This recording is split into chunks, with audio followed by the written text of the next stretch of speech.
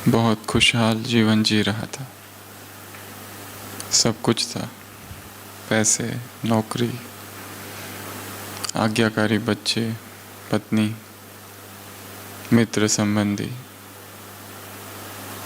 ऐसा कुछ नहीं था जिसकी कमी थी। फिर भी जब जब किसी सत्संग में जाकर बैठता था तो अंदर एक खालीपन सा छा जाता था। बार बार सत्संग के शब्द कानों पर पड़ते थे। परमात्मा, खोज, मोक्ष, निर्वाण, मुक्ति, संन्यास।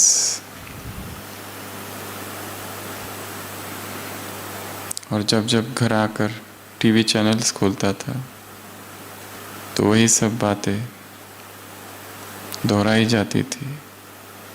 यहाँ का आश्रम, वहाँ का आश्रम।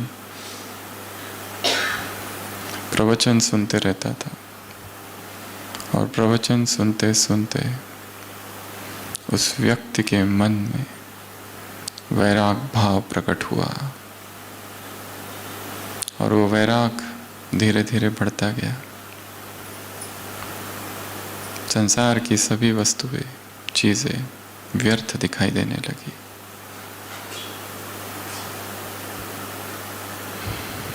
वो जो कुछ करता था वो सब कुछ अर्थहीन दिखाई देने लगा।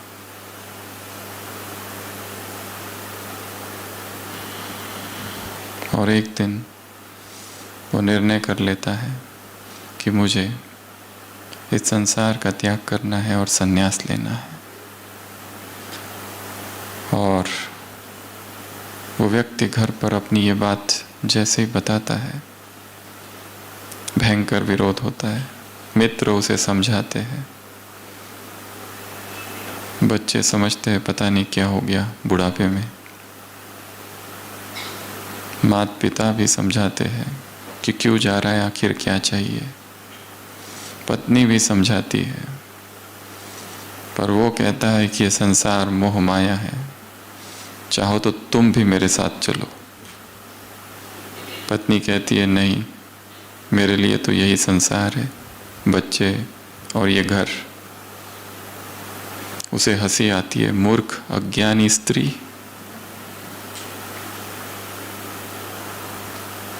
धन्य हो तेरा।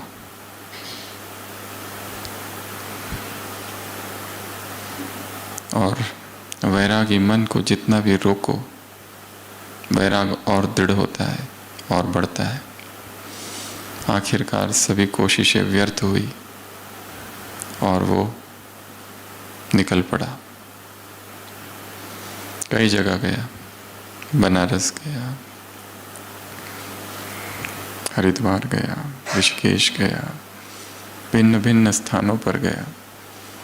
पर वहाँ जाकर उसे नई बात पता चली कि जिस आश्रमों में रहना पड़ता है वहाँ पर खुद का खर्चा खुद करना पड़ता है। वो तो अच्छा था, वो अपना एटीएम कार्ड साथ में लेके आया था।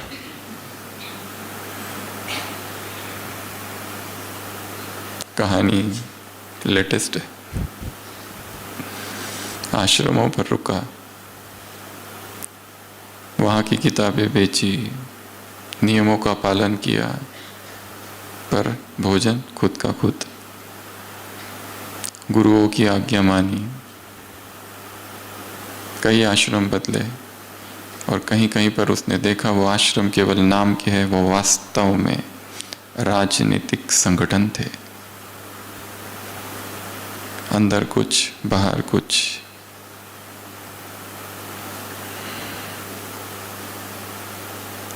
राम कथाएं सुनी, पर देखा कि जो सुना रहे हैं उनके बोल में और उनके कर्म में अंतर है। और उसने देखा कि यहाँ भी वही झूठ है, यहाँ वही पाखंड है। और फिर वो सोचता है अच्छा हुआ कि दूर हिमालय में चला जाऊं, क्योंकि उसकी प्यास ईश्वर को पाने की थी। और वो यहाँ देखता है ईश्वर ये लक्ष्य तो भूल ही गया है। लोग आश्रमों में रहते हैं परंतु कुछ और कर रहे हैं। तपस्या तो खो गई है, तपस्या जो करनी चाहिए वो हो ही नहीं रही है। तपस्या के नाम पर प्रचार और प्रसार मात्र हो रहा है। हिमालय पर जाता है और हिमालय के एक आश्रम में रुकने लगता है। भव्य आश्रम है, असंख्य सन्यासी है, छोटी आयु से लेकर बड़ी आयु तक वहाँ रहने लगता है। अपना भोजन खुद बनाता है, खाता है।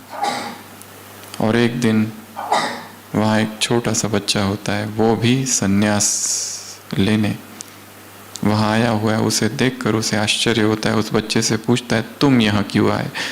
वो बच्चा रोने लगता है, कहता है, मेरी माँ मर गई, मेरे पिताजी मुझे यहाँ छोड़ गए, मुझे अपनी मम्मी के पास जाना है, पर यहाँ मुझे कोई जाने नहीं देते। यहाँ सब लोग बातें करते हैं ईश्वर ईश्वर की, परंतु मुझे कुछ समझ नहीं आता है, मुझे वापस घर जाना है। उस व्यक्ति को आश्चर्य लगता है, ये क्या चल रहा है। एक युवा होता है ब्रह्मचारी।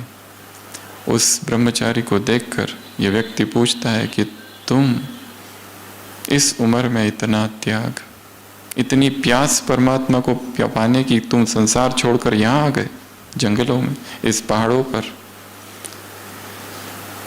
वो युवा कहता है कि आप शादीशुदा हो? वो कहते हैं हाँ। वो कहता है मैंने सुना है स्त्री नरक का द्वार है, पर मुझे अनुभव करना था। शादी की बड़ी तीव्र कामना है, पर परिस्थितियां ऐसी आई कि सन्यास लेना पड़ा और यहां सन्यासी बन गया। पर अवसर मिला तो जरूर लौट जाऊंगा। उस आश्रम के जो मुख्य है, 60 वर्ष उनकी उम्र, प्रकांड पंडित है, ज्ञानी है, वेद उपनिषद कंठ है। उनसे वो पूछता है, आपका क्या अनुभव है, आप कैसे सन्यासी बने? वो कहता है, पत्नी जो थी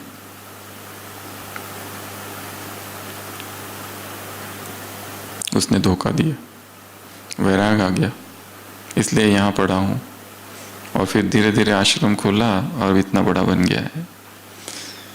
वो जो गृहस्थी होता है वो सोचता है यहाँ मुझे भगवान मिलने वाला नहीं है, क्योंकि यहाँ तो ये लोग ही भटके हुए हैं। वहाँ से निकल कर कहीं और जाता है, देखता है ऊंची पहाड़ी पर कोई एक बूढ़ा व्यक्ति रहता है, कोई एक योगी, कोई एक सन्यासी। उसके पास जाकर बैठता है और कहता है मैं क्या करूं, मुझे भगवान को पाना है। वो बूढ़ा सन्यासी कहता है तुम यहाँ क्या कर रहे हो? वो कहता है यहाँ नहीं रहूं तो कहाँ जाऊं, जंगलों में, आश्रमों में तो भगवान मिलते हैं। वो हंसने लगता है, कहता है तुमको किसने कहा ये सब? क्या वो यहाँ नहीं मिलता है? व्यक्ति पूछता है, कहता है बिल्कुल नहीं। फिर कहाँ मिलता है? तो आप यहाँ क्या कर रहे हो फिर? वो कहता है मैं तो बचपन से ही घर से भाग गया था, किसी आश्रम में रहा और वहाँ पर गुरुओं की सेवा की। बाद में गुरु चले गए, मुझे छोड़ गए। अब मैं अकेला रहता हूँ और अकेले रहने की आदत सी पड़ गई है और मौन में रहता हूँ। नीचे गांव में जाता हूँ, भिक्षा मांगता हूँ, थोड़ी बहुत सेवा करता हूँ, फिर चुपचाप अपनी साधना करता हूँ, मंत्र जाप करता हूँ। वो व्यक्ति पूछता है पर मैं क्या करूँ फिर? जहाँ देखता हूँ वहाँ पर ढोंग और आडंबर और दिखावा और ढकोसलापन है। सत्य क्या है? सत्य को कैसे ढूंढूं? वो बूढ़ा योगी कहता है सत्य यहाँ नहीं है, और जिसे तुम वैराग कह रहे हो वो वैराग भी नहीं है। जाओ, जाकर वहीं रहो जहाँ रहते हो, परंतु ऐसे रहो जैसे उस संसार में होते हुए भी संसार में नहीं हो। व्यक्ति, वस्तु, स्त्री आए और चली जाए, तुम अलिप्त रहो। यहाँ रहकर तुम्हें कुछ नहीं मिलेगा। किसी को छोड़कर, किसी चीज को, वस्तु को छोड़कर वैराग नहीं धारण किया जा सकता है। वैराग का संबंध त्याग से कम है, समझ से है। ये छोड़ दिया, वो छोड़ दिया, ये नहीं खाते, वो नहीं खाते, ऐसा नहीं करते, वैसा नहीं करते, ये वैराग नहीं है। वैराग का संबंध जागरण से है, वैराग का संबंध समझ से है। वैराग अर्थात वो आँख जो महल में भी खंडहर को देख ले। वैराग अर्थात कुछ त्यागना नहीं। वैराग अर्थात अंदर जो गंदगी है, अंदर जो कचरा है, उसके प्रति विद्रोह, जो अनावश्यक है, जो पाप का बोध लाता है, जो पश्चाताप लाता है, जो दुख और पीड़ादायी है, उस दुख को उखाड़ कर फेंक देना अर्थात वैराग। चीजों को छोड़ना वैराग नहीं है, समझ अर्थात वैराग। जो चीज बार बार दुख दे रही है, जो संबंध दुख का कारण बना हुआ है, जो वासना, जो इच्छा, जो तृष्णा, सभी अपेक्षाओं का अंत होना अर्थात वैराग का उदय होना। इसका कहीं जाने से, कुछ छोड़ने से कोई भी संबंध नहीं है। परिपूर्ण जागरण, संपूर्ण जागरण अर्थात वैराग। सुबह की अव्यक्त वाणी। वैराग अर्थात किनारों को छोड़ना, स्थान को छोड़ना वैराग नहीं, वस्तुओं को छोड़ना वैराग नहीं, व्यक्तियों को छोड़ना वैराग नहीं, शहर को छोड़कर जंगल जाना वैराग नहीं।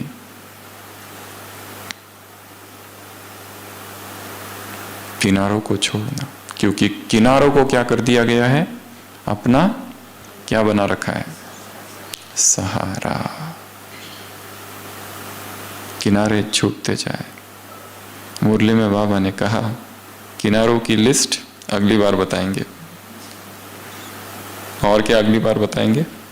और एक चीज है जो अगली बार बताएंगे, खेल। बच्चे क्या क्या खेल करते हैं वो अगली बार बताएंगे। और किनारे कौन कौन से है उसकी लिस्ट अगली बार। तो इंतजार करते रहोगे उसके लिए या खुद निकालोगे? खुद निकालना है। तो भट्टी का आज आरंभ भी समझो और लक्ष्य मिल चुका है, वैराग। किनारों को छोड़ देना। कौन से किनारे छोड़ने हैं?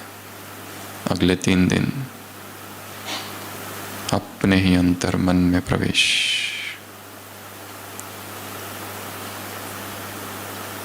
किस संबंध ने पकड़ रखा है? किस वासना ने पकड़ रखा है? किस एडिक्शन, किस व्यसन ने पकड़ रखा है? कौन सा संस्कार, कौन सी गलती, कौन सी कमी, कौन सा भारीपन, कौन सा दुख और कौन सी उदासी, कौन सा कंफ्यूजन, क्या है ऐसा? काम बड़ा है तो मन को शांत कर दो और एक छोटे बालक की तरह बन जाओ, एक साधक की तरह।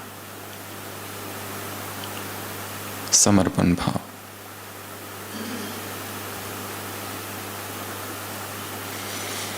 तो आज सुबह की व्यक्त वाणी कौन किससे मिल रहा है?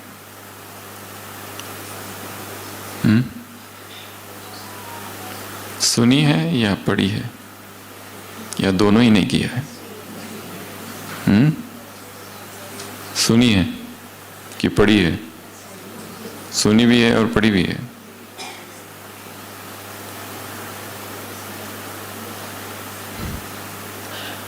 केवल सुनने सुनाने से कुछ नहीं होगा, मुरली में ही है आज। करना होगा। इसमें पहले मैं, माया के वश होने में पहले मैं नहीं। तो पूरी मुरली तपस्या पर है। इस तपस्या की हम आज के इस सत्र में मुरली के आधार से 16 बिंदु देखेंगे। तपस्या अर्थात क्या? सबसे पहला, तपस्वी वो जो स्नेह के पुष्प अर्पित करे। बाबा ने कौन सा दृश्य देखा आते ही? ऐसा दृश्य जो और कोई देख नहीं सकता, ऐसा दृश्य जो केवल बाप जानते हैं और बच्चे जानते हैं। सबसे प्रथम दृश्य है कि आत्माओं के हृदय से क्या निकल रहा है? स्नेह के पुष्प अर्पित हो रहे हैं, स्नेह के पुष्पों की वर्षा। तो अगले 3 दिन ये अभ्यास बहुत अच्छा है कि जहां मैं मधुबन में घूम रहा हूं, चल रहा हूं, मुझ पर क्या हो रही है? स्नेह के पुष्पों की वर्षा। कौन डाल रहा है? ऊपर से भगवान। कितना सुहावना दृश्य है और कितनी सूक्ष्म और सुखद अनुभूति है। जहां मैं चल रहा हूं वहां स्नेह के पुष्प। देखो गिर रहे क्या? ऐसे करके देखो, यहां कुछ होंगे पंखुड़िया, देख लो एक बार, है ना? है। मुझ पर स्नेह के पुष्पों की वर्षा हो रही है। बाबा कह रहे हैं बच्चे स्नेह के पुष्पों की वर्षा कर रहे हैं। ये दृश्य बाबा ने देखा और हम क्या अनुभव करेंगे? वो कर रहा है। और यहां बैठे बैठे वहां का दृश्य इमर्ज करो। अपने लौकिक घर, सेवा केंद्र, कार्यस्थान और अमृत वेला कल देखना मैं वहां हूं, वहां के कार्य करते हुए यहां से देखना। और सभी कार्य करते हुए क्या हो रहा है वहां पर? मुझ पर मुरली सुन रहा हूं, सुना रही हूं, कोर्स कर रहे, करा रहे, जो कार्य वहां है, गाड़ी चलाना, ट्रैफिक, ऑफिस, सब कुछ करते हुए वहां पर मुझ पर क्या हो रहा है? स्नेह की पुष्पों की वर्षा। किसी मुरली में बाबा ने कहा था रेन्स ऑफ गोल्डन फ्लावर्स। कौन से पुष्प? सुनहरे, स्वर्णिम, स्वर्ण फूल। पर किस पर होगी? यह भी एक प्रश्न है। सब पर?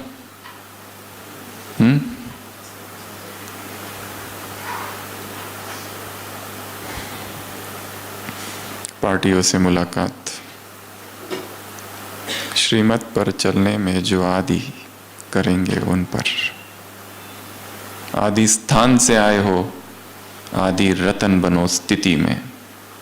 तो जिनकी स्थिति आदि रत्नों जैसे होगी उन पर क्या होगी? वर्षा। पर अनुभव तो अभी से चालू कर देना। अगले 3 दिन दिन रात ही अनुभव करना है, डे एंड नाइट। उठो तो बिस्तर पर देखना ये फूल किसने डाले,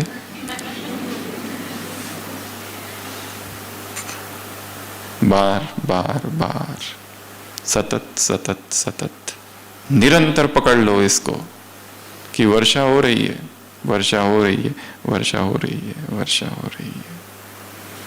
तपस्वी अर्थात जो अपने हृदय के पुष्पों से बाप पर स्नेह की वर्षा करे और उस पर हो ये हमारा अभ्यास। तपस्वी अर्थात दूसरा, जिसके मन से कौन सा गीत बजे, कौन सा साज, मेरा बाबा, मेरा बाबा, मेरा बाबा, धुन लग जाए अगले 3 दिनों के लिए। जब करते हैं ना वैसे।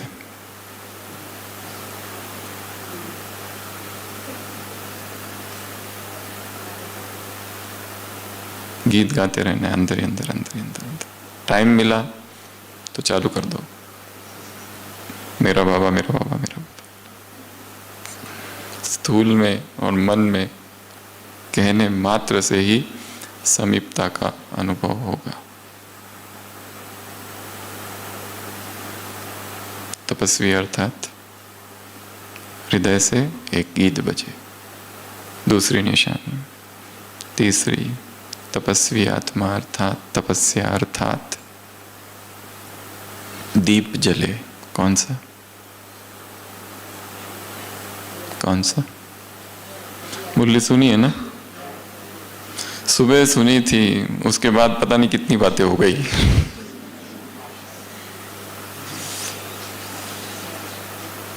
कौन से दीप? ये मिलन जो है उसकी शुभ आशाओं के दीप, अर्थात निरंतर मिलन हो रहा है। वो और मैं अकेले अलग अलग हूं ही नहीं। My father and I R one. My father and I R one. वो और मैं एक हूं। या फिर तुम तो यहीं कहीं बाबा मेरे आसपास हो। देख लो एक बार, बाजू में बैठा तो नहीं है, या तो पीछे होगा कहीं, या तो सामने, पर है। आते नजर नहीं, पर है।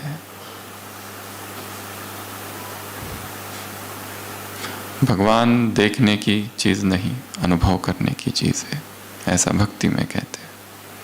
तो तीसरा अभ्यास, दीप जला रहे, मिलन का दीप, शुभ आशाओं का दीप। निरंतर मिलन हो रहा है। वैराग की एक परिभाषा ये है,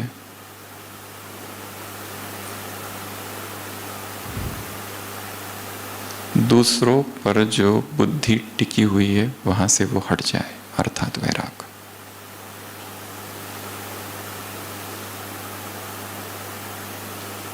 एक फ्रांस का फिलोसोफर कहता है, the other is hello, the other is hello. अपनी बुद्धि को दूसरों से हटा दो। चौथा, तपस्वी आत्मा, अर्थात कहाँ बैठी है वो? बाबा ने क्या कहा? ये तख्त कैसा है मेरा, विशाल।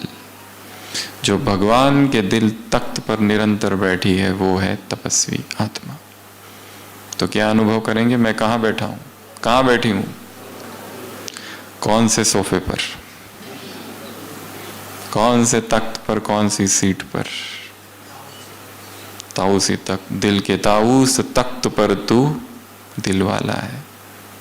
हमारे तख्त पर वो बैठा है, पर बाप के दिल तख्त पर कौन बैठ सकता है? एक अव्यक्त वाणी थी 2010 की, जिसमें बाबा ने शुरुआत में ही पूछा था कि भगवान के दिल तख्त पर कौन बैठ सकता है? उत्तर था बाबा का, जिसने बाप को अपने दिल तख्त पर बिठाया है वही बैठ सकता है। और भगवान का जो दिल तख्त है कैसा है? बहुत प्योर, बहुत ज्यादा पवित्र, जिसमें जितनी प्यूरिटी की पावर होगी वही उस तख्त पर बैठ सकते हैं। बाकी सब फिसल जाएंगे क्योंकि बहुत स्लीपरी है।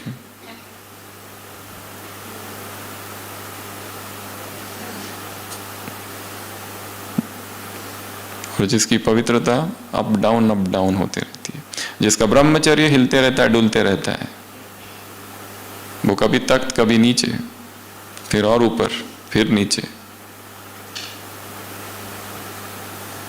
और जो निरंतर अखंड प्यूरिटी में स्थित होते हैं, सुबह भी, दोपहर में भी, शाम को भी, सोते समय भी और नींद में भी, कहीं पर भी किसी संकल्प में, किसी स्वप्न में कोई देह आकर्षित नहीं करता। मिट्टी के पुतले दिखाई देते हैं जिसके बीच आत्मा चमक रही है। अपने ही शरीर से कहाँ मोह, तो दूसरों के शरीर से कहाँ से रहेगा? तो चौथा, तपस्या अर्थात निरंतर भगवान के दिल तख्त पर बैठना। याद रखना, सारी पॉइंट्स फिर से पूछेंगे लास्ट में। और जिन्होंने आज की मुरली नहीं पढ़ी है, इस क्लास के तुरंत बाद बिना मुरली पढ़े सोना मना है।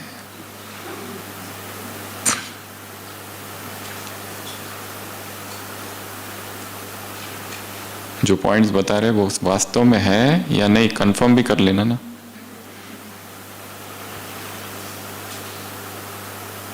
तो ये 4। पांचवा, फिर बच्चे बाबा से बातें कर रहे, उलाहने दे रहे हैं, परंतु बाप फिर भी पदम गुना याद प्यार दे रहे हैं। ब्रह्मा बाप अव्यक्त फरिश्ता बने, किस लिए? सेवाओं के लिए। परंतु आज अव्यक्त से व्यक्त हुए, तो यदि बाप से प्यार है तो तुम्हें क्या करना है? व्यक्त से अव्यक्त बनना।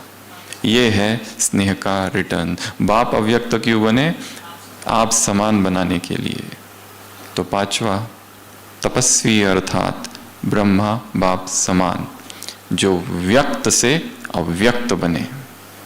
और अव्यक्त बनने के लिए 2 काम करने हैं जो भट्टी में आए हैं। तीसरा है वो बाद में बताएंगे। पहला, क्लास के तुरंत बाद जिससे बातें करनी है कर लो, और मोबाइल स्विच ऑफ। कब खुलेगा? भट्टी का जब लास्ट सेशन होगा उसके बाद। कोई भी इलेक्ट्रॉनिक्स अगले 3 दिन हमारे शरीर को स्पर्श ना करे, ठीक है?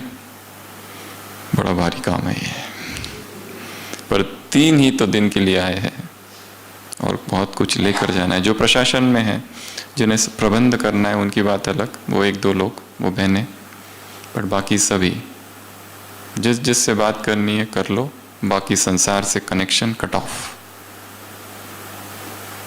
नो कांटेक्ट, किसी से भी नहीं। दूसरा काम, आपस में बातचीत बंद, कोई शेयरिंग ऑफ एक्सपीरियंस नहीं। जब बोला जाएगा यहां आकर शेयर करो, उस दिन शेयर करना लास्ट, तब तक कुछ नहीं। बोलते बोलते तपस्या नहीं होती है। हाँ, जो केवल मनोरंजन के लिए आए हैं, जो केवल घूमने के लिए आए हैं, उनके लिए ठीक है, जो करना है करो।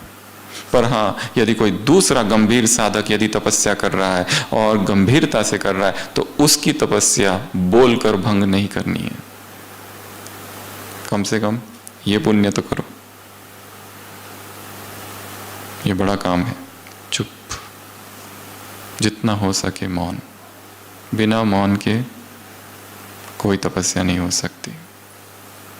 खाना खा रहे, थोड़ा बोलना पड़े, धीमी आवाज में और कम, पर लक्ष्य रखो 100% मौन का। तो कहाँ थे हम? पांचवा, अव्यक्त अर्थात व्यक्त नहीं, बोलना व्यक्त भाव है। छठवा, मुरली में बाबा ने कहा, बेहद तपस्या का मुख्य आधार या मुख्य साधन है बेहद का वैराग। और वैराग की परिभाषा आज की मुरली से किनारे छोड़ना। तो कल सारे दिन भर ये काम करना है। मेरे जीवन में मैंने कौन से किनारे पकड़ रखे? वो किनारा व्यक्ति हो सकता है, वस्तु हो सकता है, वैभव, पैसा, कोई याद, कोई भोग, कोई वासना, कोई इच्छा, कोई तृष्णा, कोई अपेक्षा, कोई एक्सपेक्टेशन, कोई एम्बिशन, कुछ भी हो सकता है। उसको आइडेंटिफाई करना है। उस बात को आइडेंटिफाई करना है जो मेरे और भगवान के बीच है। वैराग अर्थात वो हर बात को उखाड़ कर फेंक देना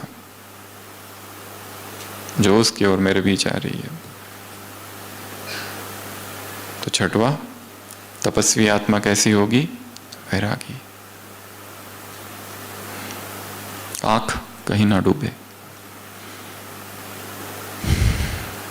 सारी वस्तुएं संसार की देखते हुए ऐसे देखो कि जैसे आ रही है और जा रही है, अनित्यता।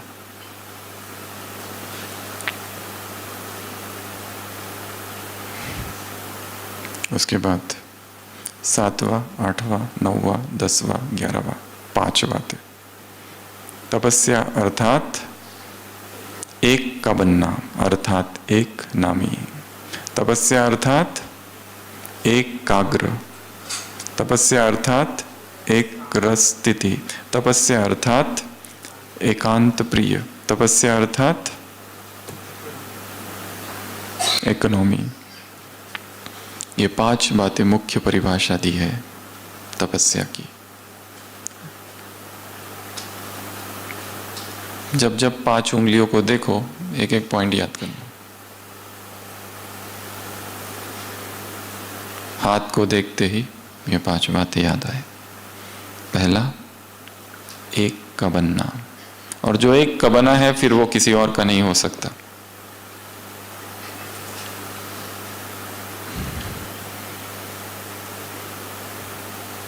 मन और शरीर एक को दिया है, एक का। दूसरा, एकाग्र। एकाग्रता तभी आती है जब हम फोकस हो जाते हैं। सुबह सुना रहे थे, बाबा ने एक बार, शिव बाबा ने एक बार प्रोग्राम दिया था कुछ भाइयों को मधुबन में। 3-4 भाई, जगदीश भाई थे, ओम प्रकाश भाई थे और 1-2 भाई थे। 3 दिन का, 3 दिन एक ही कमरे में रहना, 3 दिन मौन, आपस में भी किसी से बात नहीं करना, 3 दिन फलाहार और 3 दिन परमधाम शिव बाबा को याद करते रहना। ये 3 दिन का प्रोग्राम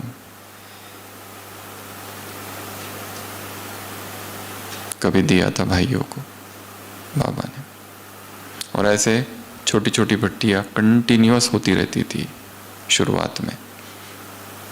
तब सेवा इतनी नहीं थी तो नॉन स्टॉप भट्टियां। अभी सेवाओं का विस्तार बहुत है, परंतु उस विस्तार में से भी अभी समय मिला है ये 3 दिन का, तो जितना हो सके गंभीरता से साधना करनी है।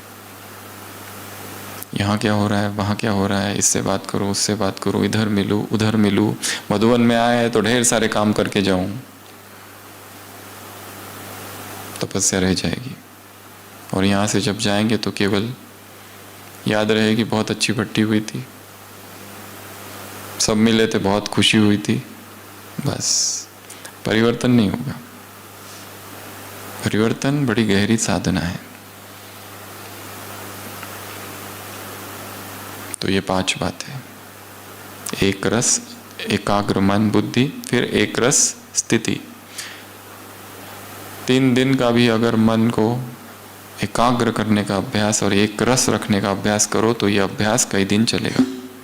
3 दिन यदि कर लिया तो कई दिन चलेगा। जहां जहां संसार में मन जाए वापस उधर लाओ इसको। इस मधुबन के कैंपस से जितना हो सके बाहर कहीं नहीं जाना है। कहीं पिकनिक के लिए जाते हैं बाबा पहाड़ी, वो अलग बात है, पर इधर उधर घूमने के लिए व्यर्थ से में कहीं नहीं जाना है। कैद कर दो अपने आप को, self induced quarantine. Economy, economy अर्थात खजाने व्यर्थ न गवाना। और सबसे बड़ा खजाना कौन सा है? समय और बोल। तो अगले 3 दिन के लिए यहां पर लॉक लगा दो। जब तक ये बंद नहीं होगा वर्बल डायरिया, तब तक मन का मौन भी नहीं होगा। मन का मौन आगे की स्टेज है।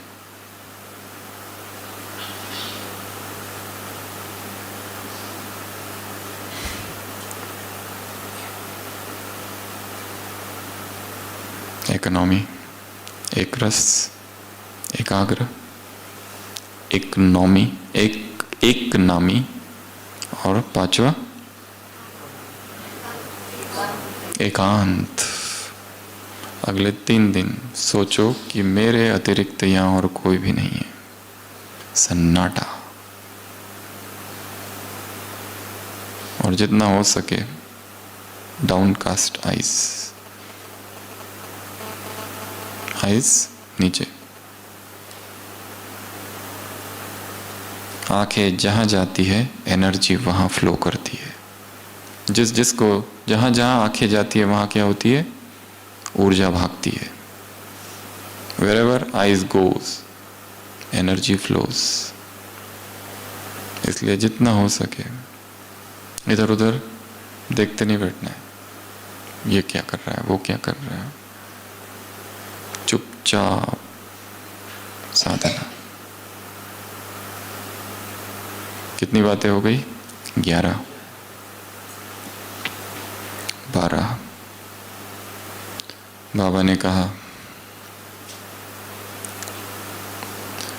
शक्तियां तुम्हारा अधिकार है, तुम सब शक्तियां लो,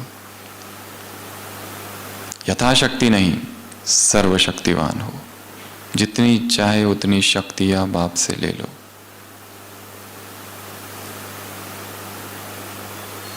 अधिकार है। तो सारे योग के प्रयोग में क्या करना है कि मुझ में शक्तियां आ रही है, मैं शक्तिशाली हो रहा हूं। यह अभ्यास केवल यहाँ और मेडिटेशन में बैठते समय नहीं, चलते फिरते, कुटिया में जा रहे, शांति स्तंभ पर जा रहे, जहां जा रहे हैं फूलों की वर्षा हो रही है और मैं शक्तिशाली हो रहा हूं। मेरी शक्तियां बढ़ रही है, मेरा संयम बढ़ रहा है, मेरा ब्रह्मचर्य बढ़ रहा है, मेरी पवित्रता बढ़ रही है, मेरी सहन शक्ति बढ़ रही है। मैं मास्टर सर्वशक्तिवान हूं। आज तो बाबा ने मास्टर भी नहीं लगाया, डायरेक्ट कहा कि तुम सर्वशक्तिवान हो, तुम सर्वशक्तिवान हो। 12th point. और इसमें यह भी कहा अपना प्रोग्राम बनाओ। प्रोग्राम है इसलिए कर रहे हो या दिल के उमंग से कर रहे हो? यहां आए हैं, जबरदस्ती उठना पड़ता है, करना पड़ता है, नहीं तो टीचर बहन जी हमारी प्रेजेंट ही एब्सेंट लगा देगी। दिल से कर रहे हो या प्रोग्राम है इसलिए कर रहे हो? दिल से।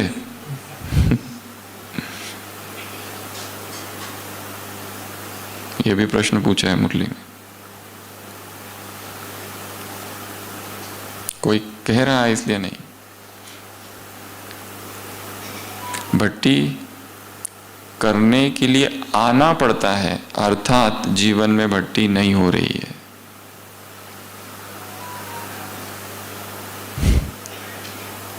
सतत भट्टी होती रहे। भट्टी वो घटना नहीं है जिसकी शुरुआत और अंत हो। भट्टी अर्थात सतत, निरंतर चालू ही है हमेशा। तो 12th 13th दादियों से मुलाकात। क्या कहा? इष्ट और अष्ट, समय प्रमाण, परिस्थितियों प्रमाण, जो शक्तियां मिली है उनका क्या करना है? कार्य में लगाना है, उनको यूज करना है। शक्तियां बहुत है, वैसे तो 8 शक्तियां भी नहीं, शक्ति एक ही है वैसे तो। जैसे करंट कितना होता है? एक ही होता है ना। पर वही करंट जब फैन से बहता है तो पंखा घूमता है और हवा मिलती है। वही करंट जब लाइट में जाता है तो प्रकाश। परंतु जब लाइट चाहिए तो फैन काम नहीं करेगा, और जब हवा चाहिए तो लाइट ऑन कर दो। तो शक्ति एक ही है, ईश्वरीय शक्ति। नाम अलग अलग दिए गए, समेटने की जो भी शक्तियां है सारी। सुबह सुबह अमृत वेला शक्तियां ले लेनी है। अष्ट और इष्ट, 8 शक्तियों की अनंत धाराएं मुझ में आ रही है। मैं इष्ट हूं, मैं अष्ट हूं। अष्टभुजाधारी कौन हूं? दुर्गा। तो ये भी एक अच्छा अभ्यास है अगले 3 दिनों के लिए, माताओं के लिए। कैसे चलेंगे? 4 इधर और 4 इधर। मैं कौन हूं? दुर्गा। कौन सी दुर्गा? अष्ट शक्तियों वाली दुर्गा। बाबा ने किसी को कभी पूछा था, बच्चे नींद आई? उसने कहा हाँ बाबा आई। कैसी नींद आई? बाबा बहुत अच्छी नींद आई। बाबा ने कहा अच्छा, मेरे भक्त तो उधर मुझे पुकार रहे हैं, क्या उनकी दुख की पुकार तुम्हें सुनाई नहीं देती? तुम्हें अच्छे से नींद आती है? तुम्हारी तो नींद फिट जानी चाहिए, तुम्हें कितने बड़े बड़े काम करने हैं।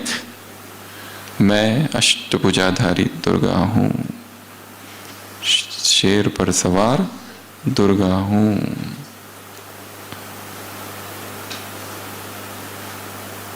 और थोड़ा दूर दूर चलना, ठीक है ना?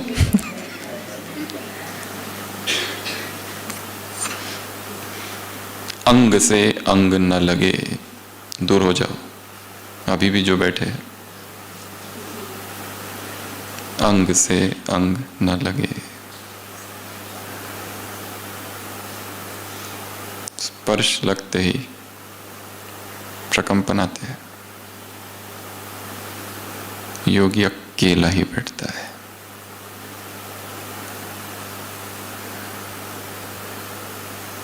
हमारे ओपड़ी में जैन साध्वी आती है। यहाँ पर दिलवाड़ा मंदिर है, तो वो जैन साध्वियाँ नीचे से पैदल आती है, पीछे के रास्ते से, कभी आबू रोड से। तो उनको कुछ कुछ तकलीफ़ें होती है तो दिखाने आती है, रहती है, 10 दिन रहती है, 15 दिन रहती है। कभी उनका मौन होता है तो एक व्यक्ति उनके साथ आता है जो कंप्लेंट बताएगा। पर उनका ऐसा नियम होता है कि वो आती है तो कई बार खड़ी रहती है। हम उनको कहते हैं बैठो, तो नहीं, वहाँ पुरुष बैठा था, बैठती नहीं है, वाइब्रेशंस।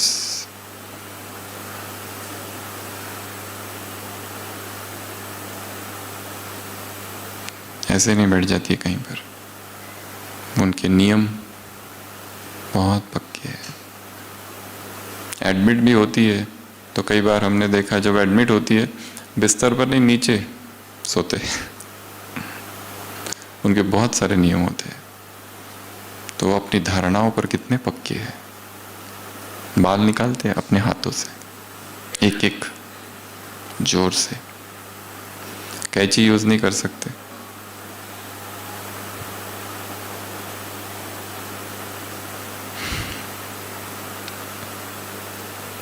अष्ट और इष्ट, 12वीं या 14वीं पॉइंट संतरी दादी ने सुबह सुना ना क्लास में।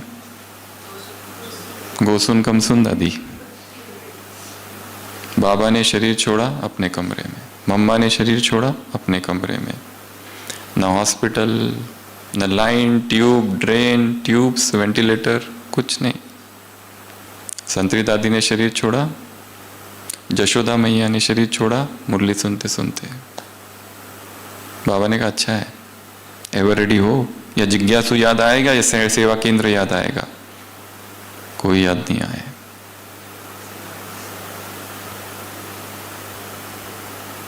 एक माता भट्टी के लिए आई थी, भट्टी करते करते ही शांति स्तंभ पर शरीर छोड़ दिया था। हॉस्पिटल आए लेकर, ब्रॉड डेड।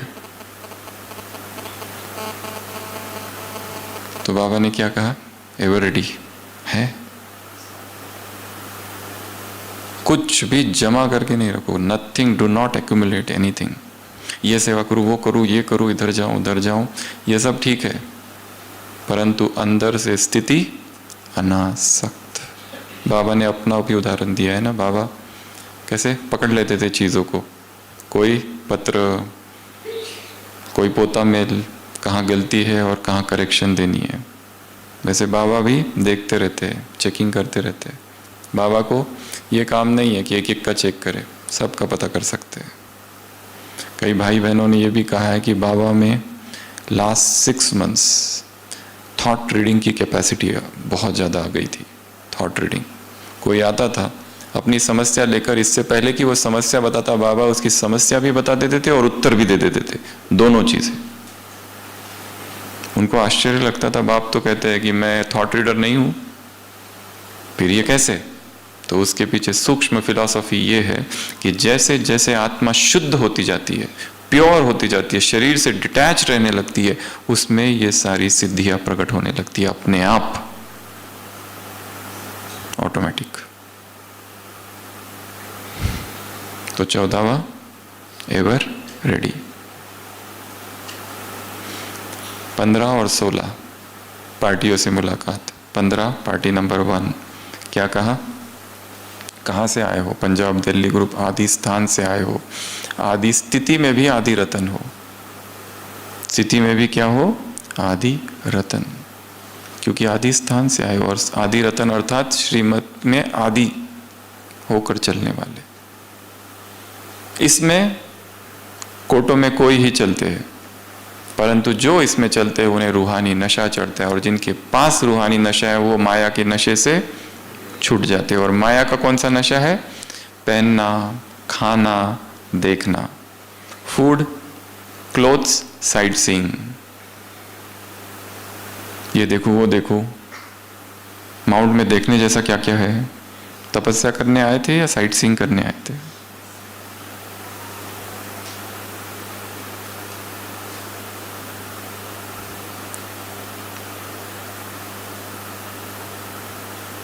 वैराग अर्थात महल में भी खंडर को देख लेना।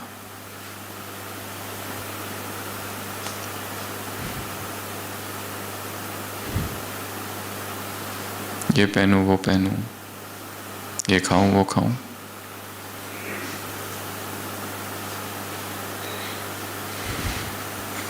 पहले मैं, जो पहल करता है उसे पदम मिलते हैं।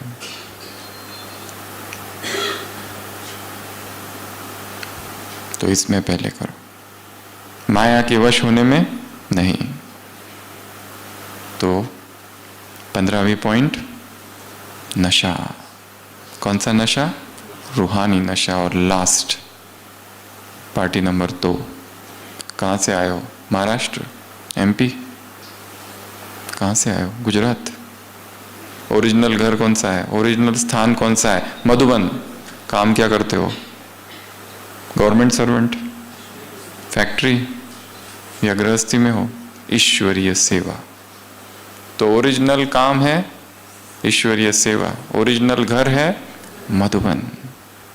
इसको नहीं भूलना। और क्या कहा यहां पर बाबा ने? एक बहुत अच्छी बात कही है। माता क्या कहती है? हमारे घर वाले कैसे हैं? पक्के रावण। तो बाबा ने क्या कहा? क्या करो उनसे? लड़ाई करो। शुभ भावना शुभ कामना की अंजलि दो। ये बहुत प्रैक्टिकल और बहुत पावरफुल पॉइंट है।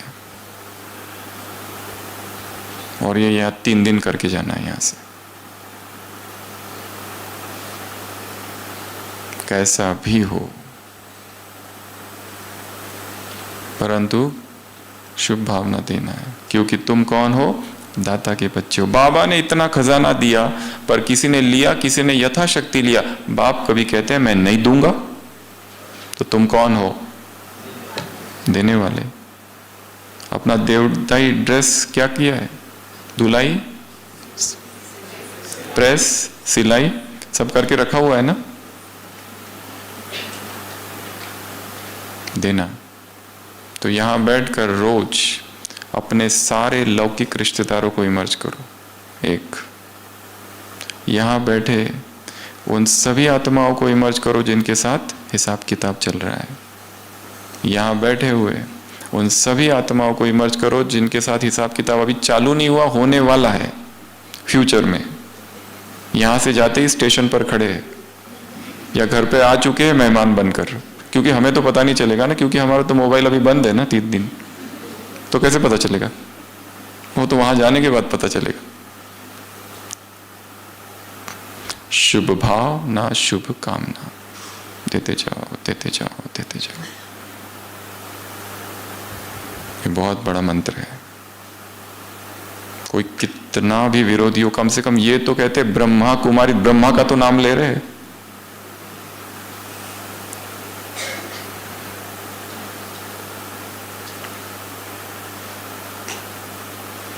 Point number 1,